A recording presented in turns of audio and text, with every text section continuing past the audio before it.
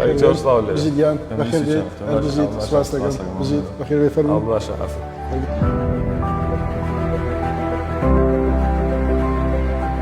ئەو بەڵگەنامانەی کە لەبارەی کوردەوە هەن لە وڵاتانی ئەوروپا لە وڵاتانی دراوسێ هێنراونەتەوە لێرە پیشان دراون. بۆچی گرنگە هەموو نەتەوەی خانی ئەرشیفی خۆی هەبێ بەشێک لە گۆڕانکاریە سیاسیەکانی ئێستا ڕێگ و ڕیشەی لە ڕابردووە هەیە.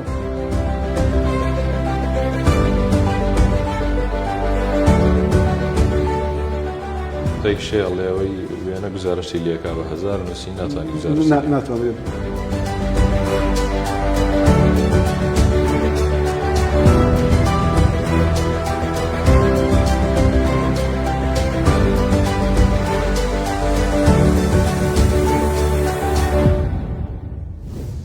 سڵاوتان لێ بێم کاتتان باش لاوکۆ یاسینم لە خانی ئەرشیف و بەڵگەنامەکانی زانکۆی جیهان دیدارێکی تایبەتان پێشکەش دەکەم. ئەم دیدارە تایبەتەمان تایبەت دەبێت بەو خانی بەڵگە و ئەرشیفەی کە زانکۆی جیهان کراوەتەوە و دەمانەوێت باسێکی گرنگی ئەرشیفکردنی کار و چارەکەکان بکەین کە دواتر دەبێتە مێژوویەک و دەتوانن بۆ سوودی هێوەربێت. لەگەڵ دکتۆر هاوار نەسرەدینە کە خۆی سەرپەرشتیاری ئەم خانەیە زانیاری زیاترمان پێدەدات. دەشمانێت باسی شێوازی ئەرشیفکردن بکەین لە یاخۆ ئەرشیفکردنی مێژووی کورد بکەین لەم خانەیە.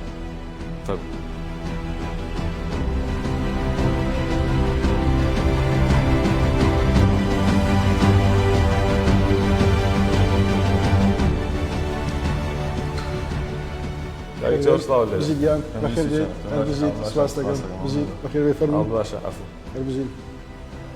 پیرۆزبایان خانێتان زۆر سپاس دەستان خۆش بێت سەلامەت بن. دەمانوێت چەند ئەندێک زانیاری وەربگرین دەروارەی ئەم خانی کە کردوتانەتەوە و ئەوەی کە جێگای سەرنج بۆ منەوە بوو سەرباری ئەرشیف و بەڵگەنامەکان ئێوە کار لە زمانەوانی شاکەن موێت بەوە دەست پێ بکەین هەندێک زانیاری بیتێ لەسەرم بابەتە. بەخێر بێن ئێمە خانەی ئەرشیف و بەڵگەنامەکانمان هەیە و لە تەنیشتیەوەشەوە دەستگای زمانەوانیمان هەیە. دەستگای زمانەوانی بریتە لە چەند چالاکیەک لەبارەی زمانی کوردی بە تایبەت کە سەرەکی ترینیان خۆی لە چاپکردنی گۆڤارێکە بینێتەوە کە تاکوی ئێستا 5 ژمارەمان چاپ کردو ئێستا ئیش لە ژمارە 6گەین. هەر ژمارەیەک تەوەرێکی تایبەتە بۆ نمونە ژمارەیەکمان تەرخان کردو بۆ سیاست و پلانی زمان ژمارەیەکیان تەرخان کراوە بۆ شێوەزارەکانی زمانی کوردی ژمارەیەکیش تەرخان کراوە بۆ کاریگەری میدیا بەسەر زمانەوە ژمارەیەکی تریش تەرخان کراوە بۆ زمانی کوردی لە سەردەمی ژیری یا زیرەکی دەستکرد و هەروەها ژمارەیەکیش تایبەت کرا بە کاریگەری خوێندنی زمانی ئینگلیزی لە زانکۆ و خوێندنگە کوردیەکان و ژمارە 6ش کە ئێستا ئیشی لەکەین ڕەنگە دوای سەری ساڵ چاپ بێت تایبەتە بە شێوەزاری کرمانجی سەرو. باش پێم خۆشە دابنیشین گفتوگۆ زیاتر بکەین هەندێک گفتوگۆ بکەین لەسەر ئەم بابەتە. زۆر باشە بەخۆشحاڵیەوە. با باسێکم خانەی ئەرشیف و بەڵگەنامانی ئێوە بکەین باسێکەوەمان بۆ بکە بۆچی گرنگە خانی ئەرشیف هەموو وڵاتێک هەموو نەتەوەی خانی ئەرشیفی خۆی هەبێ و ئێوە ئاماستان لەکردنەوەی ئەم خانەیە چێکە بەڕاستی جێگای دەستخۆشیە. دووبارە سوپاس و ڕێز و بەخێر بێن. ئێرە خانەی ئەرشیف و بەڵگەنامەکانی زانکۆی جیهان سلێمانیە. لە ڕاستیە خانەی ئەرشیف و بەڵگەنامەکان لە زانکۆکەی ئێمە زانکۆی جیهان سلێمانی یەکێکە لە پرۆژە استراتیژیەکانی ئێمە وەکو زانکۆیەک وەکو ناوەندێکی ئەکادیمی بۆ کۆمەلگای کوردی و کوردستانی. ئەو بەڵگەنامانەی کە لەبارەی کوردەوە هەن لە وڵاتانی ئەوروپا لە وڵاتانی دراوسێ هێنراونەتەوە و لێرە پیشان دراون. لەبارەی پرسیارەکەی جەنابتەوە گرنگی بەڵگەنامە بۆ هەر تاکێکی خوێنەوار بۆ هەر ئەکادیمیەک لەوەدایە کە لە جگەل لەوەی کە لە ڕابردووی خۆی یا لە ڕابردووی وڵاتەکە و کۆمەلگاکەی خۆی بەوە ئاشنا ئەبێت لەوەشە تی ئەگات بەشێک لەو گۆڕانکاریانەی کە ئێستا ڕوئەدەن لە گۆڕانکاریە سیاسیەکان ئێمە ئەمانەوێ ئەوە بسەلمێنین کە بەشێک لە گۆڕانکاریە سیاسیەکانی ئێستا ڕێگ و ڕیشەی لە ڕابردووە هەیە زمانەوانی ئەو گۆڕانکاریە زمانەوانیانەی یان ئەو جیاوازیە زمانی و زمانەوانی و شێوەزاریانی کە هەن بەشێکی زۆری پەیوەندی بە ڕابردووە هەیە و لە بەڵگەنامەکانە ئاماژەی پێدراوە و هەروەها لە هەمووی گرنگتر دۆخی ئێستای کووردە لە جیهانە دۆخی ئێستای کورد بە شێوازێکی گشتی ڕەگ و ڕیشەیەکی لە ڕابردووە هەیە لەم بەڵگەنامانەی ئێمەیە ئەتوانم بڵێم دانە بەدانەی ئەم بەڵگەنامانە ئاماژەی ئەوەی تایە کە بۆچی ئێستای ئێمە بۆچی ئێستای کورد لەم دۆخەیە ئەوەی جێگەی سەرنج بێ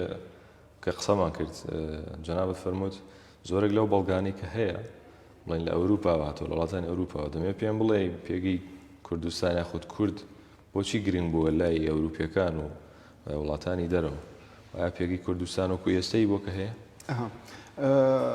لە ڕاستیان پرسیارێکی گرنگە و تا ڕادەیەکی زۆریش وەڵامی یان با بڵێن پرسیاری ئەوەیە بۆچی ئەم بەڵگەنامانە لە ئەوروپان ینی بۆچی ئەوروپیەکان باسی کوردستانیان کردووە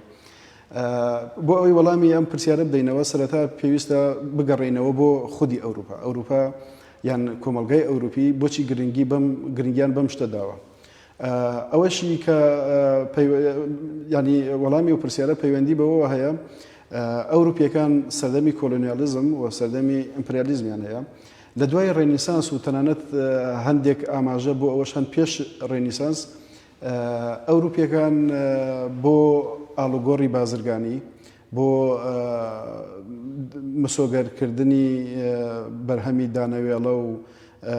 هەتا هەندێک کەرەستەی خاوی پزیشکی و تەندروستی و چەند بەرهەمێکی تر دەستیان بە گەڕان کردەوەی کە بە سەردەمی کەشتیڕانی بەناوبانگە بە سەردەمی دۆزینەوەی ناوچەی جوگرافی بەناوبانگە نزیکترین شوێنیش لە ئەوروپاوە بریتی بۆ لە میسۆپۆتامیا لە ڕاستی میسۆپۆتامیاش کوردستانە ئەوروپیەکان هەر لەو سەردەمەیە کۆلۆمبۆس گەشتێکی کرد ئەمریکای دۆزیەوە پێشتر هندستانیان دۆزی بووە چینیان دۆزی بووە هەڵبەتە مەبەستمان لە دۆزینەوە ئەو بەو مانایە نیە کە یەکەمین جارە کەشفی بکەن یا ئاشکرایکەن بیدۆزنەوە بەو مانایەیە کە ڕۆشتن کەرەستە و سامانی و کەرەستەی خاو و سامانی ئەو وڵاتانەیان دۆزیەوە لەم چوارچێوەیە کوردستانیشان دۆزیەوە یان تێگەیشتن کە کوردستان لە نزیکی ئەوان چی پێگەیەکی استراتیژی هەیە ئەگەر ئێمە لەسەر نەخشە دواتر لەسەر نەخشەکان ئاماژەی پێگەین کوردستان بۆ یەکەمین جار ئەسکەندەری مەکدۆنی کە ئەپەڕێتەوە بۆ جیهانی ڕۆژەڵات یەکەمین شوێن کە پێگات میسۆپۆتامیایە بۆیە لە زهنی ئەوروپیەکان دوای ئەسکەندەر ڕۆمیەکان و دواتریش یەک بە یەک ئەوروپیەکان شوێنێکی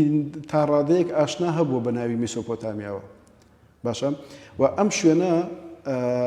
هەتاوەکو سەردەمی ڕێنیسانس بە بەڵگەنامەکانە دیارە هەتاکو سەردەمی ڕێنیسانس لەو پێگە استراتیژی و سیاسی و ئابووری و بازرگانی تێنەگەیشتە بوون بۆ لەبەرەوەی میسۆپۆتامیا کوردستان لە باشوورەوە لەسەر کەنداو بووە لەلایەکەوە لەسەر دەریای ناوەڕاست بووە لەو لاوە دەریای کاسپیان یان قەزوین یان خەزەر لێوە نزیک بووە و چەند ناوەڕاست یان سنووری چەند ئیمپراتۆرێکی گەورە بووە باشە کاتێکە ئەوروپیەکان گەشتەکەن بۆ ئەم ناوچەیە ناوچەیەکی غەریبە لەبەرەوەی شوێنێک نەبوو وڵاتێکی دیاریکراوە بێت یان لەلایەکی بۆ نمونە لایەکی عوسمانیەکان بۆ لایەکی سەفەویەکان بووە لایەکی مەزهەبی شیعە بۆ لایەکی مەزهەبی سونە بووە وڵا پێم خۆش ئەوە ڕوونکردنەوەی زیاترمان بێتە لەسەر نەخشەکان بینەرانی بەڕێز دەبینن لێرە کۆمەڵێک بابەتی نەخشە ئەرشیف کراوە لێرە کە تایبەتە بە کوردستان و کۆمەڵێک کتێبی لێیە و دواتر لەگەڵ دکتۆرە گەشتێکەکەین و ڕوونکردنەوەی زیاترمانێتێ بەڵام ئەوەی جێگای سەرنجە لێرەیە کۆمەڵێک وێنەم بینی لێرە کە ئەرشیف کراوە پێم خۆشە ئەگەر تێبینیە شتێکمان لە زانیاری زیاترمان بێتێ لەسەر ئەمە وێنەیەکە ئەمێنێ سەرنجی ڕاگەشامە چێ مامۆسامەیە ئەمە تابلۆیەکە لە ساڵی 1602 تابلۆکە کێشراوە ئاماژەیە بە گەشتەکەی ئەسکەندەری مەکدۆنی بۆ میسۆپۆتامیا ئەسکەندەری هەر تابلۆکە ناوی ئەسکەندەر لە میسۆپۆتامیایە باشە لێرە ئەو کەسێک کە ئەم تابلۆیی کێشاوە بە ئاشکرا کەشوهەوای کوردستان دار و دەریا و ڕووبار و شاخەکانی کوردستانی کێشاوە و ئەوەشی کە لێرە ئەبینرێت لەم تابلۆیە ئەبینرێت سوپاکەی ئەسکەندەر پڕچەکن و کۆمەڵێک کەسیان لە میسۆپۆتامیا کە ئێمە ئێستا ئەتوانین بڵێن میسۆپۆتامیا هەمان کوردستانە کۆمەڵێک کەسیان بە کۆیلە یان بە کۆمەڵێک کەسیان بە کۆیلە گرتووە و قۆڵبەستیان کردووە پاشان تریشە بوو لێرە بەڵێ ئەمەشە یەکێکە لە شەڕەکانی ئەسکەندەر لە میسۆپۆتامیا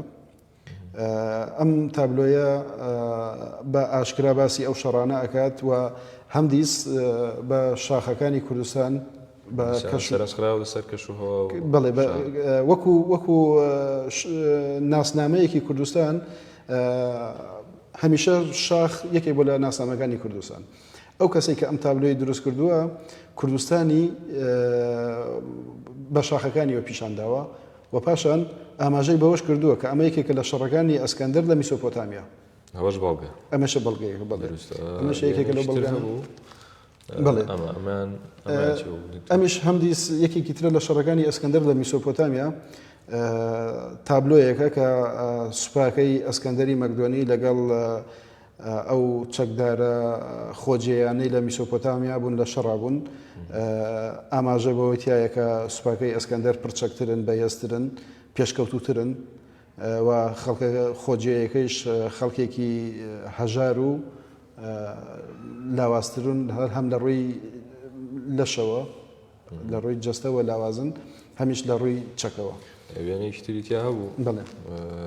پێماوەی کچێکی کورد بوو ئەویان سەرنجڕاکێش بوو لای من ڕاستە دەربی دۆزمەوە لێرەیە پێم خۆشە بڵێ باسێکی ئەمەمان بۆ بکەیت ئەمە چی ئەمە ئەمە تابلۆیەکە لە ساڵی 1970 شتێک دقیق بیرم نەماوە لە ساڵی 1970 ئەوەندە کابرایەکی ڕۆژەڵات ناس کە لە ئەوروپاوە هاتووەتە کوردستان ئەم تابلۆی کێشاوە تابلۆکە بریتیە لە ڕفاندنی کچانی کورد بەدەستی سەرباز و سوپای داگیرکەرەوە باشە ئێمە کۆمەڵێک تابلۆی و وێنەی جوان هەیە لەسەر ئەم مەوزوعە یەکێ لەوانە ئەمەیە ڕفاندنی کچانی کورد بەدەستی کۆمەڵێک سەربازەوە ئەمە لە کوردستانە مێژوویە کە زۆر خۆی دووبارە ئاکاتەوە بۆ نمونە ئێمە چیرۆکی کچی کافرۆش چیرۆکی کچی کافرۆشمان هەیە کە بەدەستی ئەفسەرێکی بەریتانی ڕفێنراوە دواتر ئەم مێژووە لە هاتنی داعشە بۆ کوردستان خۆی دووبارە کردەوە لە شنگالە ئێمە بینیمان هەزاران کچی کورد بەدەستی ئەو چەکدارانە ڕفێنران وا دیارە بەم بەڵگەنامانەیە وا دیارە کە مێژووی ڕفاندنی کچ و کیژۆڵەی کورد بەدەستی سەربازی بێگانەوە مێژوویەکی زۆر دوور و درێژتری هەیە ڕاست باش ئەوەی کە سەرنجی زیاتر ڕاگەشام ئەمەیە بەناوی ئەتڵەسی کوردستانەوە پێم خۆشە باسێکیەوەمان بۆ بکەی و ئایا ئەتڵەسی کوردستانە چی لە خۆیەگرێ ئەتڵەسی کوردستان یەکێکی ترە لە بەرهەمەکانی بەرهەمە چاپکراوەکانی زانکۆی جیهان کە زیاتر لە 100 نەخشەی کوردستانە بە ناوی ئەتڵەسی کوردستان ئەتڵەسەکە لە کۆنتترین نەخشە کە بەدەست هاتووە هەڵبەتە نەخشەی لەمە کۆنتتری شەیە بەڵام لە چاپی دۆمە بڕێرە چاپکرێت یەکێک لەم نەخشانەی کوردستان ساڵی 1970 زاینی کێشراوە ئەم نەخشەیە لەسەر بنەمای کۆمەڵێک ئەفسانە و ئوستورە کە سنووری کوردستان کوێیە لەسەر ئەو بنەمایە کێشراوە ئەوەی کە سەرنج ڕائکێشێت کوردستان لەم نەخشەیە بە جیبال ناوی هاتووە ینی وەکو پێشتر ئاماژەم پێکرد چیا و شاخەکان هەمیشە شوناسی کورد بوون یا شوناسی کوردستان بوون لێرەشە بە ئاشکرا کوردستانی بە جیبال ناو بردووە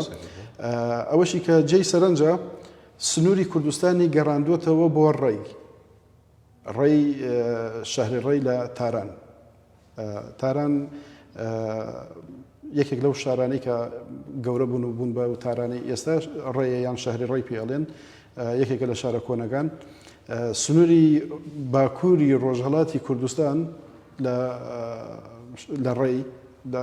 لە قەڵەمی داوە سنووری ئەم سەریشی نزیکی بەغداد دەبێتەوە یعنی ئەم کەسە لە ساڵی 1970 لەسەر بنەمای ئەفسانەی ئەو کاتە و پاشان لەسەر ئەوەی کە ئەو گەڕاوە خەڵکی بینیوە کوردی بینیوە تاکو ئەو شوێنانە کوردی بینیوە و تاکو ئەو شوێنەی بە خاکی کوردستان لە قەڵەم داوە و لەسەرەوەش بەشێکی نزیکە بێتەوە لە دەریای کاسپیان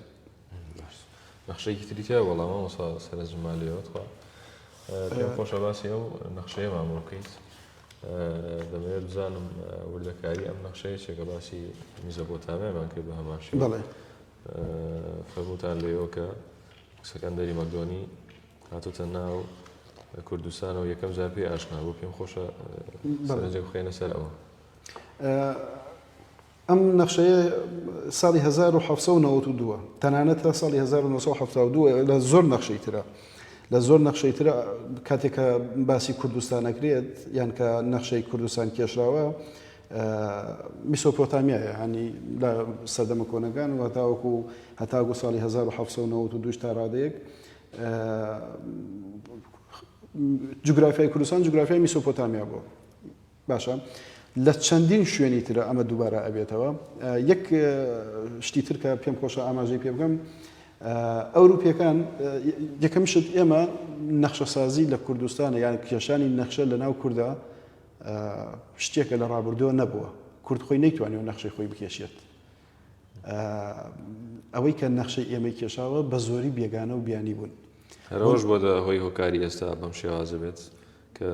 لە سنووری دەوڵەتێکانە بێت بڵێ لە ڕابردووە بە دەرەجەیەک ئیسپانیەکان پرتوگالیەکان بەریتانیەکان فەڕەنسیەکان هۆڵندیەکان کاتێککە لە سەردەمی کۆلۆنیالیزمە پەڕیونەتەوە لە چوارچێوەی سەردەمی کەشفکردن یانەوەی کاپیاڵێن عەسری ئیکتیشاف پەڕیونەتەوە بۆ کەشفکردنی ئەم ناوچانە هەوڵێکی زۆر توانیوانە ینی لە ڕاستیە کێشانی نەخشە بوارێکی تازە نییە بۆ ئەو ساڵانەی کە تەنانەت فۆتۆ نەبووە ترۆمبیل نەبووە فڕۆکە نەبووە گەشتیارەکان یان ئەو کەسانەی کە گەشتیان کردووە بۆ کوردستان و میسۆپۆتامیا بە چەندین گەڕان توانیوانە ئەو نەخشانە بکێشن ئەوەی کە جێی سەرنجە کوردستان پێش ئەوەی کە دوای ئەوەی کە میسۆپۆتامیا بە میسۆپۆتامیا لە قەڵەم دراوە دواتر کە بە کوردستان لە قەڵەم دراوە بە چەندین شێواز ناوی نووسراوە بۆ نمونە کوردستان جارێک بە پیتی ئینگلیزی مەسەن بە دەبلیو نووسراوە کوردستان جارێک بە ئۆ نووسراوە جارێک بە دەبڵ ئۆ نووسراوە لە سپێڵینگەکەیە لە ڕێنووسی ئینگلیزیە هەر جارێک بە پیتێک نووسیوانە ئەمەش ئاماژەیە بەوەی کە هێشتا ئەوان ئاشنا نەبوون بەم ناوە ئاشنا نەبوون بەم شوێنە و دواتر هەر ئەوانیشن کە چۆن نەخشەی جیهان یان نەخشەی ڕۆژهەڵاتی ناوەڕاستە کێشن نەخشە جوگرافیاکەی کە نەخشە جوگرافیامان بەسمان لە نەخشە سروشتیە کە دەریا لەکوێ دەستپێکە لەکوێ کۆتایی دێت شاخ لەکوێ دەستپێکە لەکوێ کۆتایی دێت زەریاکان لەکوێن ئەمە بەسمان لەم نەخشە ئەوان یەکەم جار نەخشە سروشتەکەیان کێشە دوای نەخشە سروشتەکە درەنگانێکی تر نەخشە سیاسیەکەیان کێشە و کە لەو چوارچێوەیە کوردستانیان دابش کرد زۆر باش ئەو پێشتر ئاماژەم پێکردبینە لانی بەڕێز پێم خۆشە لەگەڵ دکتۆرە گەشتێکەکەین بەناو ئەم خانەی ئەرشیفەیە و زانیاری زیاترمان پێدا دکتۆر گەشتێکەکەین و پێم خۆشە ئێوەش بینەرمان بن پێش ئەوە بگورە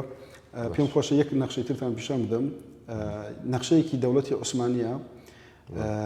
لەم نەخشەی دەوڵەتی عوسمانی ینی هەڵبەتە چەند نەخشەیەکی تر هەیە کۆنتریش بەڵام ئەم نەخشەیانە ساڵی 1970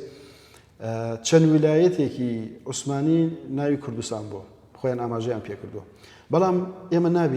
نابینین ناوێکە بێ بە ناوی عێراق ناوێکە بێ یان شوێنێکە بێ بە ناوی عێراق شوێنێکە بێ بە ناوی سووریا شوێنێکە بێ بە ناوی تەنانەت ئێران لە نەخشەکەیە لە زۆربەی نەخشەکانە ئێران عەجەمستان بووە سووریا و لوبنان و ئوردن شام بوون شوێنێک نەبوو بە ناوی عێراقەوە و ئەگەریش وەکو ناوێکی خۆجێی هەنێجار بە عێراقی ئێستا یا بە جنوبی عێراقی ئێستا عەرەب نشینەکەی پێی وتراوە عێراقی عەرەبی و بە چەند شوێنێکی ئێرانیش وتراوە عێراقی عەجەم بەڵام هەمیشە ناوی کوردستان هەیە لە زۆربەی زۆری نەخشەکانە لە دوای ساڵی 1970ەوە لە زۆربەی زۆری نەخشەکانە ناوی کوردستان هەیە و ئاماژەی پێکراوە کە شوێنێک هەیە شوێنێکی سروشتی هەیە نەک سیاسی شوێنێکی سروشتی هەیە ناوی کوردستانە کوردستان هەر ئاوادان بێ هەر بژین مامۆستاگیان پێم خۆشە فەرمون گەشتێک بکەین دکتۆر ژیان پێم خۆشە لەم کتێبخانەوە دەست پێ بکەین ئەوەی جێگای سەرنجە لەمەکە نووسراوە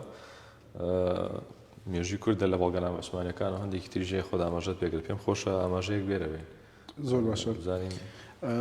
لە خانەی ئەرشیف و بەڵگەنامە ئێمە دوو وەج بە کتێبمان هەیە بەش یەکەمیان کورد لە بەڵگەنامەکەی عوسمانیە کورد لە بەڵگەنامەکانی عوسمانیە کە بریتە لە شانزەبەرگی کتێب ناوچە شار بە شار ئەو بەڵگەنامانەی کە لە دەوڵەتی عوسمانیە هەبوون هێنراونەتەوە و پاشان هەم بە بەڵگەنامە پیشان درراوە هەمیش وەرگێڵراوە ینی بە کوردی وەرگێڵراوە لەگەڵ ساڵەکەی و کاتەکەی چ کاتێک بۆ چی شارێک بۆ چی شوێنێکە بووە زیاتر ئەم بەڵگەنامانە بریتین لەو نووسراوە ئیداریانەی کە دەسەڵاتدارانی عوسمانی لە نێوان خۆیانە ئاڵوگۆڕیان کردووە بۆ نمونە لە سلێمانیەوە لە والی سلێمانی بۆ نمونە یان متەسەریفی سلێمانی بۆ پایتەخت یا بۆ ئەستانە ئەوەی کە جێی سەرنجە ئێمە لەم بەڵگەنامانە تاکو ئێستا بەڵگەنامانە هێنراونەتەوە و چاپکراون بەڵام کەرەستەی خاون ینی توێژینەوەی دەقیقی لەبارەوە نەکراوە ئێمە توانیوانە بەڵگەنامەکان بێنینەوە و چاپی بکەین و بەخۆڕایش ئەبەخشێرێت ینی ئەم هیچ بەرهەمێکی ئێمە بەرهەمێکی چاپکراوی پرسیارش بکەم ئەمەی کە ئەم خانەی کە کراوەتە ئەم خانەی ئەرشیفەکە ئێوەتانە و بە تایبەت ئەو کتێبانە هەر خوێندکارانی بۆ نمونە خوێندکاران نەتوانن سوودی لێبینیان ئەمە بۆ کراوەیە بۆ هەموو کەسێک هەموو کەسێک دەتوانێت سەردان بکات و سوود وەرگێت لەو بەڵگەنامانی کە ئێوە کۆتان کردوێتەوە لە ئەوروپا ئێرە وەکو ینی چۆن کتێبخانە هەیە هەموو کەسێک دەتوانێت بڕاتە کتێب وەرگێت ئێرەش بە هەمان شێوە ئەتوانێت هەموو کەسێک ئەتوانێت سەردانی ئێرە بکات چی خوێندکار و مامۆستا و توێژەر و کارمەندی زانکۆ بێت چی لە دەرەوە ئەتوانێت بێت هەم بەڵگەنامەکان ببینێت پاشان بیخوێنێتەوە و هەرێکێک لەم بەڵگەنامانە کتێبەکان مەبەستم هەرێکێک لەم بەڵگەنامانە ئەتوانێت لە کتێبخانە وەریگرێت ینی کتێبەکە بخوازیێت بخوێنێتەوە و بیهێنێتەوە ئەوەشی کە لێرەیە ئەتوانێتەوە شوێنمان بۆ دابین کردوون بۆ ئەو کەسانی کە سەردانمانەکەن کە لێرە سەری بەڵگەنامەکان بکەن بەڵام پێم خۆش بوو ئاماژە بەوە بدەم کە لەم بەڵگەنامانەیە زۆر بەڕوونی باسیەوە کراوە کە چۆن عوسمانیەکان کوردستانیان بەڕێوە بردووە ئەوەی کە زۆر سەرنج ڕاکێشێت لە هەرێکێک لەم ویلایەتانەی کوردستان کە عوسمانیەکان بەڕێوەیان بردووە یان هەرێکێک لەم شارانی کە ئێستا بەشێک لەم ناوانش تەنانەت ناوی تازن عوسمانیەکان گرنگیان بە تەنیا چەند سێکتەرێکی زۆر سیاسی داوە مەسەلەن گرنگیان بە مزگەوت خانەقا تەکیە داوە گرنگیان بە ئاغا و شێخ و مەلا داوە گرنگیان بە کۆمەلگا نەداوە مەسەلەن گرنگیان بە تەندروستی نەداوە ئێمە هەر یەکێک لەو بەڵگەنامانەی کە لەبەردەستە زۆر بە دەگمەن نەبێت و ناتوانانی بیدۆزیتەوە کە بودجەیەک بۆ تەندروستی خەرجکرا بێت یەکێکی تر لەو تایبەتمەندیانەیە بەڵگەنامانەی ئێمە لە نێوان لە سەرەتای سەدەی 20 لە سەرەتای ساڵی 1970ەکان پەتایەک لە سلێمانی بڵاوە بێتەوە پەتایەک لە سلێمانی بڵاوە بێتەوە خەڵکێکی زۆریشی پێوەمرن تاکو ئێستا بەس بە دەم گێڵراوەتەوە ینی مەسەلەن باپیرە یان نەنکێک بە نووسراو نەبووە بەڵام لەم بەڵگەنامانەی عوسمانیە چەند بەڵگەنامەیەک لەبارەی ئەوە هەیە کە پەتایەک لە سلێمانی بڵاو بۆتەوە خەڵکی کوشتووە ئەوە هاوکات باسیەوە شیتیان نییە کە نەخۆشخانەیەک لە سلێمانی کرابێتەوە و هاوکات باسی ئەوەشی تایە کە دکتۆرێکی ئیتاڵی لە باشووری عێراقەوە هاتووە لە بەسرەوە هاتووەتە عێراقەوە یان هاتووەتە دەوڵەتی عوسمانیەوە بۆ سلێمانی نێدراوە لە چەند شوێنێکە گێچەڵی پێکراوە شوێنی نەبووە کەرەستەی نەبووە و هاوکات ئێمە شوێنێک بەڵگەنامەیەک نادۆزینەوە گرنگی بە ڕێگەوبان درابێت گرنگی بە خوێندن و خوێندنگە درابێت گرنگی بە شتێکی استراتیژی درابێت ئەوەی کە گرنگی پێدراوە تەنیا وەکو ئاماژەم پێگرت تەنیا تەکیە و خانەخا لەگەڵ مزگەوتەکانە بووە باش ئەوەی کە سەرنجمە لە هەندێک کتێبەکانە جنابش ئاماژەت پێگر بێشتر ڕێنووسی زمانی کوردیە لە هەندێک لە کتێبەکانە پێوە بوو لە هەندێک کتێبیشا لێرە هەبوو ئەمە وەکوتم بەشێکی کتێبەکانمان لە خانەی ئەرشیف بەڵگەنامەی عوسمانیە بەشێکی تری بریتیە لە 84 ببرە 184 کتێب ئەم کتێبانە ڕۆژهەڵات ناسەکان لەبارەی کوردەوە نووسیوانە یا لە ئیسپانیاوە هاتووە لە پورتوگالەوە هاتووە بە زۆری لە بەریتانیاوە لە هۆڵنداوە یا لە فەڕەنسا و هەتا ئەڵمانیاشی تایە باسی ئەوەی تایە کە هاتوونەتە کوردستان یەکێک لەو بەڵگەنامانە مەسەلەن ئێمە لێرە ئەبینین ئەلمانیەکان و کورد و تورک لێرە ئەبینی بەچی ڕێنووسێک بەڵێ بە دەبڵ ئۆ باسی ئەوەی کورە ساڵی 1970 ئەوەی کە سەرنج ڕائکێشێت زۆر جار ئەم ڕۆژهەڵات ناسانە کە هاتوون لە جۆرجیاوە هاتوون یعنی ئەو کتێبانەی کە ئێمە بەردەستمانن ئەو کتێبانەی کە گەشتیارەکان یا ڕۆژهەڵات ناسەکان کە هاتوون لە جۆرجیاوە لە تەبلیسیەوە دەستیان پێ کردووە بۆ لەبەرەوەی لەوێشە کوردەیە لەوێ کوردی ئەزیدی هەیە لە جۆرجیای ئێستا بۆیە یا لە ئەرمینیا کوردەیە و دواتر هاتوونەتە ناوچەکانی تری کوردستان ئەم کتێبانە لە ڕاستیە هەرێکێک لەم کتێبانە بەهایەکی زانستی گرنگی هەیە بۆ توێژەری کورد کە لە ڕووی زمانەوانیەوە بۆ نمونە ئەمەیەکە لەم کتێبانە لەسەر لەبارەی گرامەری زمانی کوردیەوە نووسراوە باشە فەڕەنسیە پێم وابێت بەڵێ ئەمە فەڕەنسیە بە هۆڵندی هەمانە لەبارەی گرامەری کوردی بە فەڕەنسی هەیە بە ئینگلیزیش هەیە کە لەبارەی گرامەری کوردیەوە نووسراوە پاشان باسی کۆمەلگای کوردی کراوە باسی ناوچەی کوردستان کراوە باسی بیناسازی کوردی کراوە بۆ نمونە کوردەکان لە ڕابردووە چۆن پردیان دروست کردووە چۆن بیناکانی خۆیان دروست کردووە باسی بیر و باوەڕی خەڵکی کورد کراوە کورد مەسەلەن یەزیدی یان کاکەیی یان تەریقەتەکان نەقشبەندی و قادری چی ڕۆڵێکیان هەبووە و هەڕەمەکی نییە لە ناو کوردەکە ئەم تەریقەتانە هەبوون یا ئەم ئاینانە هەبوون و بۆچی کورد هەتاکو ئەو کاتە لە هەموو شوێنێکە مسلمان نەبووە ینی دوای مەسەلەن لە فتوحاتی ئیسلام چەند سەد ساڵێکیان چەند هەزار ساڵێکی بەسەرا تێپەڕیوە بۆچی هێشتا کوردەکان لە هەنێ شوێنە بیر و باوەڕێکی جیاوازتریان هەبووە و ئاینە کوردەکان چی ڕەگ و ڕیشەیەکی هەیە و لە چی سەردەمێکەوە هاتوون ئاماژەی تایە ئاماژەی پێکراوە باشڵا پێم خۆشە تەوان بینرانی وڵاتکە هەر یەیتە ژوورەوە داخڵی ژوورەوەی بڵێن وێنەیەک سەرنج ڕاکێشێ پێم خۆشە ئەگەر بچین سەیری ئەم وێنەیە بکەین و دکتۆر ئەگەر زانیاری زیاتر ماڵاتیە ئەم وێنەیە چییە کار دکتۆر تاوانسی ئەم وێنەیە بریتیە لە گەمارۆدانی قەڵای هەولێر لەلایەن مەغۆڵەکانەوە نووسەرێکی هەندی ئەم کتێبەی نووسیوە لە ساڵی 1596 بە یەکێک لە تایبەتمەندیەکانی نووسینی کتێب لەو سەردەمەوە لە چەند شوێنێکی دنیای ئەبیدرێت مەسەن لە هەندستان لە ئێران لە تورکیا هەتا لە هەنێ وڵاتانی ئەوروپا نووسین تەنیا بریتی نەبووە لە وشە و پیت لە پاڵ وشە و پیتەوە وێنەکەشیان کێشاوە ئەوەی کە ئەم کتێبەیە باسی باڵێن ئەم دووپەڕەیە ئەم دوو لاپەڕەیە باسی گەمارۆدانی قەڵای هەولێر لەلایەن مەغۆڵەکانەوە ئەوەی کە زۆرجێی سەرنجە ئەم تابلۆیە بۆ خۆی وەکو سینەمایەک وایە هەر یەکێک لەم کارەکتەرانەی کە لێرن ڕۆڵێکیان هەیە یەکەمیشت ئەم نووسەرە بێلایەن بووە کابرایەکی هەندی بووە و تقریبان چەند سەد ساڵێک دوای گەمارۆدانی قەڵای هەولێر هاتووە ئەو مێژە بۆ ئێمە گەڕێتەوە قسەی شێ ئەڵێەوەی وێنە گزارشتی لێکا بە 1000 نووسین ناتوانانی گزارش ناتوانێت دقیق وایە ئەوەی کە ئێستا لێرە ئەبیدرێت لە نووسینەکە کە بە فارسی نووسیوەتی کابرایەکی هەندی بە فارسی کتێبەکەی نووسیوە ئەمە لاپەڕە فارسیەکەیە فارسی ئەو سەردەمە بەو شێوازە خەتە و ئەمەشە تابلۆکەیە لێرە ئەبینین قەڵای هەولێری بە قەڵایەکی ئاوەدان و پاک و خاوێن لە قەڵەمداوە بیرمان نەچێت پاک و خاوێنی یەکێکی ترە لە تایبەتمەندیەکانی کورد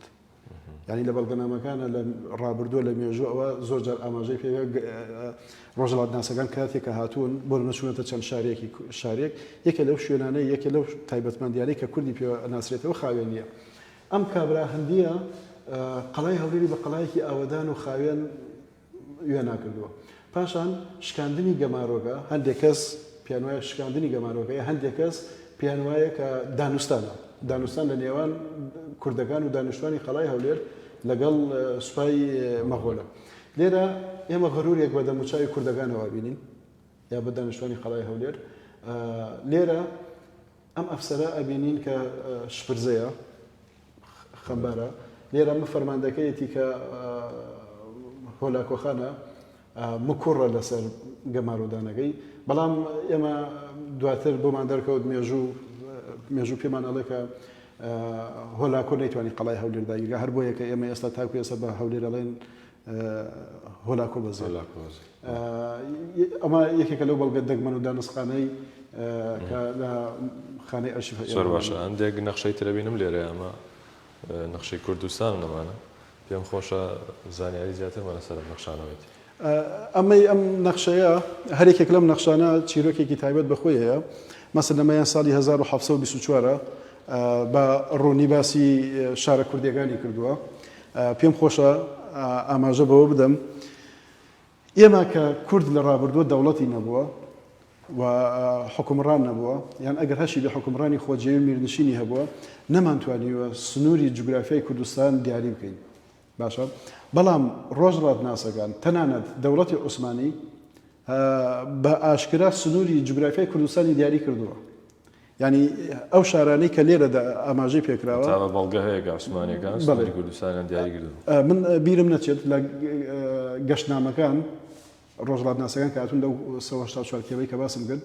زۆربەی زۆری ئەو شوێنان ئەو ناوچە جێناکۆکانەی کە ئێستا بۆ نمونە وەکو کەرکووک، وەکو خانەقین، وەکو بەدرە و جەسان، وەکو مەنەلی، وەکو جەلەولا، وەکو شەنگار، وەکو زۆر شوێنی تر، ئەم شارانە بە شاری کوردی لە قەڵەمەدا. ینی بۆ نمونەیەکێک لەو گەشتنامانەی کە بە خۆشبەختانە بە کوردیش چاپکراوە بەڵگەنامەی ژان ئۆتەرە. ژان ئۆتەر کابرایەکی فەڕەنسی بووە لە دەرباری لویسەوە، پێما بە لویسی چواردەیەمە هەڵەسێ دێت بۆ ڕۆژهەڵاتی ناوەڕاست، بۆ ژێردەسەڵاتی عوسمانی و سەفەوی. کاتێک کە ئەگاتە کەرکووک باسیەوەکە کە کەرکووک شارێکی کوردیە، کاتێک کە ئەگاتە خانەقین باسیەوەکە کە خانەقین شارێکی تەواو کوردیە، و هەروەها باسی چەمی خاسە ئەکات لە کەرکووک و باسی ئەڵوەنیش ئەکات لە خانەقین. لە ئەستەمبوڵەوە هەتاکو ئەسفەهان هاتووە. و هەروەها یەکێکی تریش لەو بەڵگەنامانەی کە باسی پاک و خاوێنی کوردەکات ژان ئۆتەرە ئاماژە بە خاوێنی کوردەکان ئەکات. ئەم نەخشەیەکێکی ترە لەو نەخشانە کە باسی شارە کوردیەکانمان بۆ دیاریەکات و تاکوێ کورد بووە. پاشان ئەم نەخشەیەمان هەیە. ئەم نەخشەیە بە باوەڕی من یەکێکە لە نەخشە گرنگەکان، هەرچەند ئەمە نەخشەی دەوڵەتی عوسمانیە، دەوڵەتی عوسمانیە، بەڵام پێگەی کوردستانمان پیشانەدات لە چی ناوچەیەکی استراتیژی و ئابووری گرنگایە. ئێمە لێرەوە ئەبینین کوردستان نزیکە لە یان خاکی کوردستان تاوەکو کەنداو دێت، لەوێەوە لە ئەفرینەوە بە تەواوی نزیکە بێتەوە لە دەریای سپیەوە. و ئێمە لەم ئەم نەخشەیە ساڵی 1769 لە ساڵی 1769 ئێمە نۆکەندی سوێسمان نەبووە، نۆکەندی سویس نەبووە. کەشتی ڕانی ئەوەی ئێستا خەلیج و هەندستان ئەپەڕینەوە ئەڕۆشتن لە ئەفریقاوە بە دەوری قاڕی ئەفریقای ئەسوورانەوە تاکۆ گەشتن بە ئەوروپا. دواتر کە نۆکەندی سویس دروستکرا، گۆڕانکاری وەرچەرخانێکی زۆر زۆر گەورە بوو لە ڕێڕەوی ئابووری و بازرگانی و دواتر سیاسی کە کەشتیڕانی لێرەوە کەشتیڕانی لێرەوە لە دەریای سوورەوە بە نۆکەندی سویسە بگاتە ئەوروپا. هەر لێرە ئەو گەروی بابلمەندەب لە یەمەن گرنگی هەیە هەتاکوی ئێستا، یان لێرە گەروی هورمز لە نێوان ئێران و ئیمارات وانەیە گرنگی هەیە. بەڵام ئێمە ئەبینین لێرە کوردستان ئەتوانێت کەندا و یان عێراق و کوردستان بەیەکەوە ئەتوانن کەندا و دەریای ناوەڕاست ببەستن بەیەکەوە. بەمانایەکی تر کەرەستە و کاڵا زۆر بە ئاسانی لە کەندا و لە هەندستان و لە چەند شوێنێکی ترەوە بەم سنوورە ئەتوانێت بگاتە ئەوروپا. ناوەندێکی گرنگ بوو، ناوەندێکی بڵێ ناوەندێکی استراتیژی زۆر زۆر گرنگە و ئەشتوانێت ئێستا کە دۆخی سووریا هەر لەم چوارچێوەیە بخوێنرێتەوە. باشەم بۆکسانە دەبینێت چەند بۆکسێکی لێ ئەم بۆکسانە دەراتەکە لە چی بوومانە ئەم کتێبانە چێتێدا ئەم کتێبانە کتێبە کۆنەکانە کە لەبارەی کوردەوە نووسراون گەشتنامەکانن هەر یەکێک لەو کتێبانە باسی کوردی تایە لێرە خراونەتە ڕوو هەڵبەتە ئەمە کۆپیەکانن ئەمانەی کە دانراون لێرە کۆپیەکان لەبەرەوەی ئەوانەی پشتەوە کە بەشێکیان کتێبە کۆنەکانن لەبەرەوەی هەیە 200 ساڵە هەیە مەسەن 100 شتێک ساڵە هەیە زیاترە